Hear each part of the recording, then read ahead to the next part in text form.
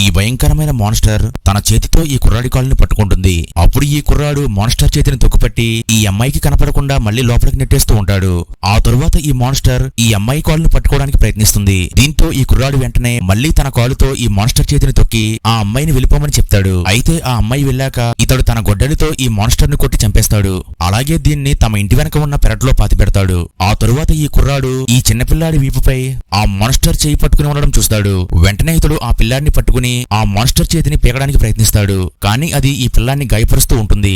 దీంతో ఇతడు తన నోటితో కొరికి ఈ మాన్స్టర్ చేతిని లాగేస్తాడు. అలాగే ఎవరూ చూడకుండా ఈ చేతిని టాయిలెట్ బేసిన్ లో వేసి ఫ్లష్ చేస్తాడు. ఆ తరువాత ఇతడికి అద్దంలో నుండి వింతైన శబ్దాలు వస్తూ ఉంటాయి. అప్పుడు ఇతడు అద్దం తీసి చూడగా దాని వెనకాల ఏమీ ఉండదు. అయినా సరే భయంకరమైన శబ్దాలు వస్తూ ఉండడంతో ఈ కుర్రాడు వెంటనే ఈ అద్దాన్ని పగలగొట్టేస్తాడు. దీంతో ఇతడికి ఆ అద్దం వెనుక ఒక రహస్యమైన ప్రదేశం కనబడుతుంది. అప్పుడు ఇతడు టార్చ్ తీసుకుని అక్కడ ఏముందో చూద్దామని బయలుదేరతాడు. తర్వాత ఏమైందో తెలియాలంటే వీడియో లైక్ చేసి నెక్స్ట్ పార్ట్ ను కామెంట్ చేయండి.